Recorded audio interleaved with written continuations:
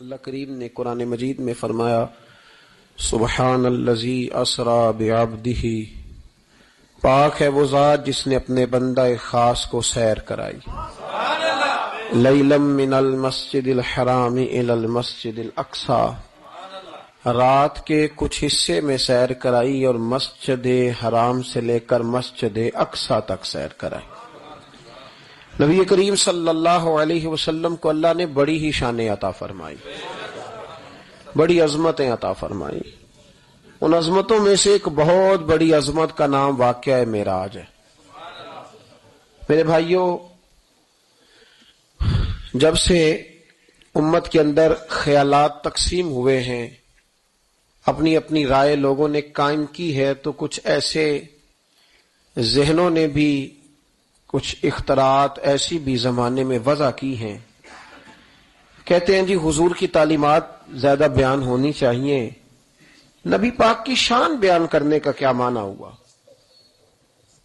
یہ میلاد کا جلسہ، معراج کی محفل، حضور کی عظمتیں، شانیں، یہ کیوں بیان ہوتی ہیں؟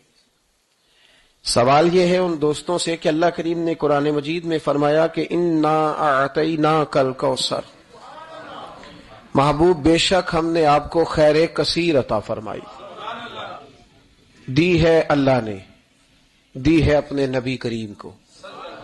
یا اللہ تو دینے والا ہے، رسول لینے والے ہیں، ہمیں کیوں بتا رہا ہے؟ اس بات کو سمجھیے گا، اللہ دینے والا ہے، حضور لینے والے ہیں، قرآن میں کیوں ذکر کیا؟ تو رب فرماتا ہے تمہیں اس لیے بتا رہا ہوں کہ تم معمولی محبوب کے ماننے والے نہیں، اس محبوب کے ماننے والے ہو جنہیں اللہ نے بڑی ہی خیر کثیر عطا فرمائی۔ وَرَفَعْنَا لَكَ ذِكْرَكَ، اے محبوب ہم نے آپ کے لیے آپ کے ذکر کو بلند کر دیا۔ تو یا اللہ یہ بات تو محبوب سے کہہ لیتا اکیلے میں، ہمیں کیوں بتائی؟ قرآن میں کیوں ذکر ہوا؟ یہ وَرَفَعْنَا لَكَ ذِكْرَكَ میں امت کے لیے کیا ہے؟ تو فرمایا تمہارے لیے یہ ہے کہ تم اس محبوب کے ماننے والے ہو جن کے ساری دنیا میں چرچے۔ اعلیٰ حضرت فرماتے ہیں عرش پہ تازہ چھیڑ چھاڑ، فرش پہ طرفہ دھوم دھام، کان جدھر بھی لگائیے تیری ہی داستان ہے، کان جدھر بھی لگائیے تیری ہی داستان۔ تو نبی کریم علیہ السلام کی عظمتوں کا بیان، حضور کی شانوں کا بیان، نبی پاک کے تذکرے، وہ اس لیے ہیں تاکہ امت مسلمہ سر اٹھا کے جیے اور وہ لوگوں کو بتائیے۔ ہمارے حکمران کئی دفعہ جب پاکستان کا اور یورپ کا موازنہ کر رہے ہوتے ہیں تو مجھے یوں لگتا ہے کہ جیسے بڑے شرمندہ ہیں پاکستان میں پیدا ہو کے، بڑے پریشان ہیں، ان کو بڑی تکلیف ہے۔ کاش یہ موازنہ اس طرح کرتے کہ وہ یورپ والے عیسائی اور یہودی ہیں، اللہ تعالیٰ نے ہمیں محبوب کریم کی امت میں پیدا فرمایا، تو پھر ان کا معیار اور ہوتا بات کرنے کا، پھر ان کے لفظوں میں وہ کمزوری نہ ہوتی۔ دیکھو نا پاکستان میں کتنے حملے ہوئے، کتنے زیادہ مسجدوں میں بم پھٹے، کبھی کو حکمران آیا کہ آؤ مل کے جمعہ پڑھتے ہیں؟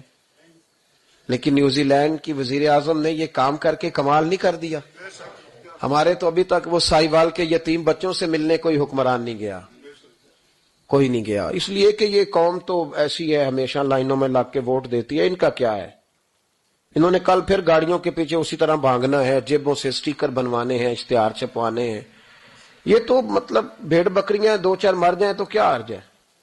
یہ ہمارا سٹیٹس ہے، ہمارا، ان کا کیا ہے؟ ان کو تو پتہ ہے کہ ان کو کیسے یوز کرنا ہے۔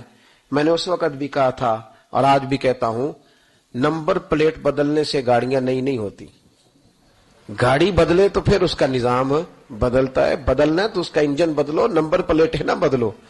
یہاں نمبر پلیٹیں بدل کے وہی گاڑیاں دوبارہ روڈ پہ چھوڑ دی جاتی ہیں۔ نہ ادھر ادھر کی تو بات کر، یہ بتا کہ قافلہ کیوں لٹا؟ مجھے رہزنوں سے غرض نہیں، تیری رہبری کا سوال ہے۔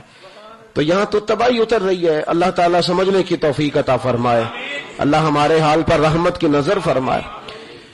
تو یہ شرمندہ ہو کے جو لوگ باتیں کرتے ہیں نا، معاذ اللہ کمزوری دکھاتے ہیں، یہ اس کمزوری کو دور کرنے کا بہترین علاج یہ ہے کہ ہر گلی میں، ہر کوچے میں، ہر نگر میں میرے مصطفیٰ کی عظمتیں بیان کی جائے۔ اور جہاں تک ان لوگوں کا تعلق ہے بیچارے جو کہتے ہیں واقعہ معراج سمجھ میں نہیں آتا، تو ان کو میں پوچھتا ہوں کہ تمہیں تو اپنا وجود بھی سمجھ میں نہیں آتا، کیسے سانس لیتے ہو؟ معدے کا کون سا نظام ہے؟ نظام انہضام کیا ہے؟ جگر کہاں ہے؟ تمہارے وجود میں اللہ تبارک و تعالی نے جو چیزیں پیدا کی ہیں تو آج تک اپنے آپ کو نہیں سمجھ سکا، تو رب رسول کے معاملات کو سمجھنے چلا ہے۔ اپنی چھوٹی سی عقل کو اتنا پریشان نہ کر ورنہ تو الجھ جائے گا۔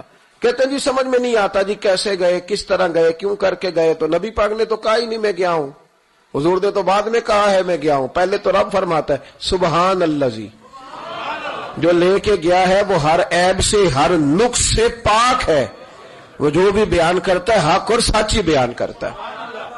ایک زمانے تک یہ جو دہریے قسم کے لوگ تھے نا عقل کے پجاری، ایک زمانے تک یہ کہا کرتے تھے کہ حضرت سلیمان علیہ السلام کا تخت ہوا میں کیسے اڑتا تھا، 80 من اس کا وزن تھا تو وہ ہوا میں کیسے اڑتا تھا جی؟ کچھ لوگ اس پہ بیٹھے ہوتے تھے پھر بھی وہ ہوا میں اڑتا تھا۔ ہمارے اس زمانے کے علماء اس کا جواب دیتے تھے وہ تخت جی ہوا میں کیسے اڑتا تھا، بڑا اعتراض ہوتا تھا، بڑی اس پر باتیں ہوتی تھیں۔ اب نہیں آپ سنتے ہوں گے کوئی بات، کیوں بھلا؟ اب ہر روز جہاز اڑتا ہے اور اس تخت سے زیادہ وزن لے کے اڑتا ہے، 500 550 سواری ہوتی ہے، ہر سواری کا 2 من وزن بھی ہوتا ہے، اور جب پائلٹ اعلان کرتا ہے نا کیبن سے کہ ہم 38,500 فٹ کی بلندی پہ جا رہے ہیں تو کوئی شخص اعتراض نہیں کرتا۔ اب چھوڑ گئے حضرت سلیمان کے تخت پر اعتراض کرنا، اس لیے کہ سارے اوڑ کے آتے جاتے ہیں۔ اب ذرا ٹھہر گئے، اب یہ ٹینشن ختم ہو گئی کہ حضرت سلیمان کا تخت کیسے اٹھتا تھا۔ پھر ایک نیا اعتراض شروع ہو گیا، الم تر کیف فعل ربک باصحاب الفیل، کہ اتنا چھوٹا سا کنکر اور اتنا چھوٹا سا بابیل اور اتنے بڑے ہاتھی کو کنکر مارے تو اتنے سے کنکر سے ہاتھی کیسے مر جاتا ہے؟ بڑی پریشانی تھی بھئی، کنکر چھوٹا ہاتھی بڑا کیسے مر گیا؟ پھر اللہ نے فضل کیا تو بندوق کی گولی ایجاد ہو گئی، کہنے لگے نہیں پریشر سے لگے تو ہاتھی ماری جاتا ہے۔ اب اس کے بعد دوبارہ اس بات پر اعتراض نہیں کرتے۔ پہلے کہتے تھے کہ انسان کیسے جاتا ہے، کیوں کر جا سکتا ہے، ممکن کیسے ہے، یہ مطلب کیسے ہو گیا، معراج کیسے ہوئی؟ تو پھر ایک بندہ چاند سے تو ہو آیا ہے، اور جس نے وہ بندہ چاند پہ اتارا ہے اس نے کہا ہے کہ یہ آخری منزل نہیں، اس سے آگے بھی انسان جا سکتا ہے۔ تو میرے مصطفیٰ کریم نے فرمایا تم تو اب جانے کی باتیں کرتے ہو نا، جہاں تک میں ہو آیا ہوں تم سوچ بھی نہیں سکتے۔ کوئی رہ فلک اتے یار گیا، کوئی جا سدراتے ہار گیا، ایک کالیاں زلفاں والا سی جڑا لنگ عرشاں تو بھی پار گیا۔ میں تم نہیں نہ جا سکتے، تم کچی باتیں، کمزور باتیں۔ اور ایک اور بات میں آپ کو عرض کروں، نبی کریم علیہ السلام کے لیے یہ کام اتنا مشکل نہیں تھا جتنا قوم سمجھتی ہے نا۔ وہ ہمارے اپنے کچھ نادان دوست ہیں، اپنی عقل چھوٹی ہوتی ہے تو اب اس عقل میں کیا کیا آئے گا، اتنی کچھ چیز ہوتی ہے اس میں اتنا ہی سامان آتا ہے نا، تو اپنی عقل چھوٹی ہوتی ہے تو بجائے اس کے کہ وہ ایمان لے آئیں اللہ تک کی حکمتوں پر، وہ عقل کے ترازو پر چھوٹی سی عقل کو پریشان کرتے ہیں، چھوٹا سا دماغ ہوتا ہے، ہر وقت ٹینشن میں رہتے ہیں وہ جی کیسے گئے، کس طرح کر کے گئے۔ تو میں کہتا ہوں نبی کریم کے لیے یہ مسئلہ ہی کوئی نہیں، حضور کے لیے یہ کوئی مسئلہ۔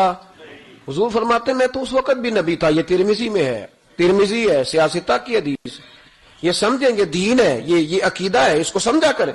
فرمایا میں تو اس وقت بھی نبی تھا جب آدم علیہ السلام کی مٹی گوندی جا رہی تھی، تو محبوب تو پہلے بھی ان سارے نظاروں کو جانتے ہیں، ہر چیز حضور کی نظر میں ہے، اور اس کے بعد بھی اس کے بعد کا جو ماحول ہے وہ بھی انوکھا ہے۔ بدر میں ایک عورت کا بچہ شہید ہو گیا، سیاستہ میں حدیث ہے، حضور کی بارگاہ میں آئی، نبی کریم منبر پہ بیٹھے آ کے عرض کرنے لگے یا رسول اللہ صلی اللہ علیہ وسلم میرا بیٹا جہاد میں شہید ہو گیا، مجھے بتائیں وہ کہاں ہے، اگر جہنم میں ہے تو میں روؤں گی، آہوزاری کروں گی، اگر جنت میں ہے تو میں شکر ادا کروں۔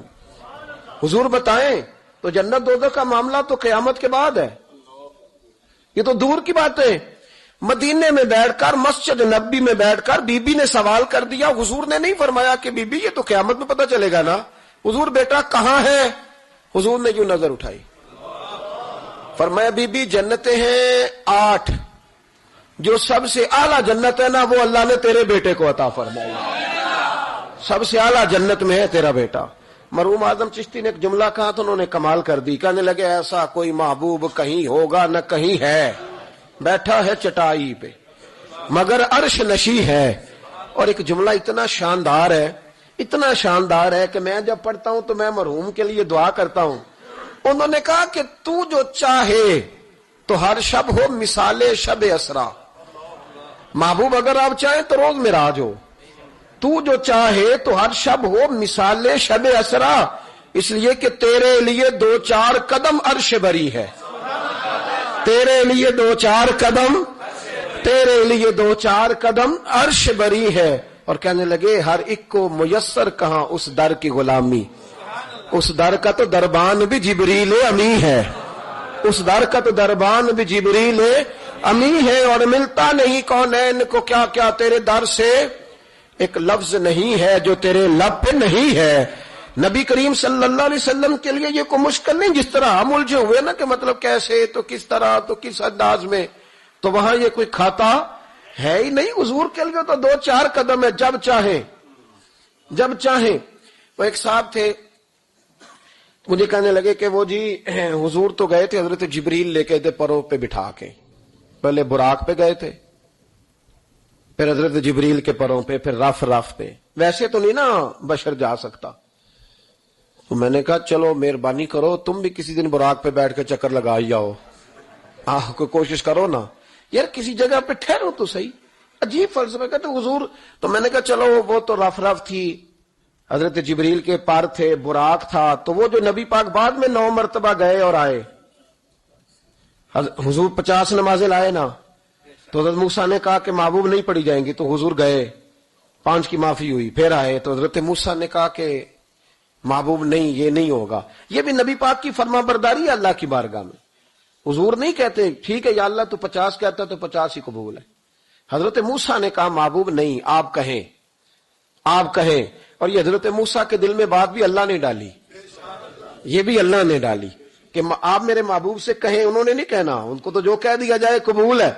حضور واپس گئے تو 9 چکر لگائے نبی کریم نے۔ اس کا مطلب ہے کہ اب وہ جو 9 چکر حضور گئے اور آئے تو وہ حضرت جبریل کے پروں پہ لگائے تھے۔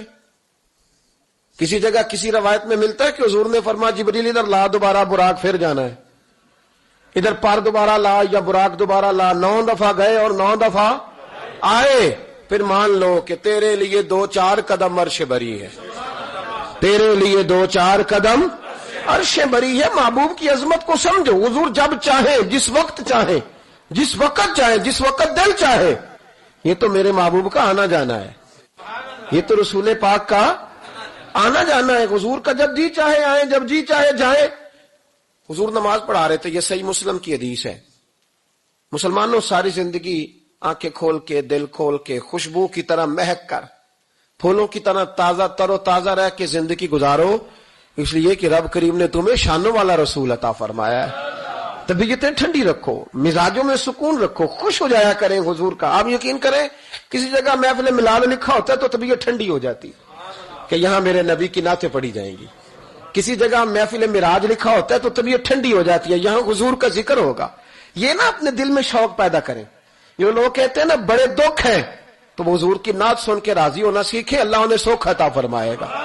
جو کہتے ہیں بڑے پریشان رہتے ہیں، تو وہ حضور کے درود و سلام سے راضی ہونا سیکھیں، اللہ سکون عطا فرمائے گا۔ سنگیو یاد رکھو، جو کہتے ہیں کہ دل بے قرار رہتا ہے، اپنے دل کو حضور کی تعریف سے جوڑ لے، رب تیرے دل کو سکون عطا فرمائے گا۔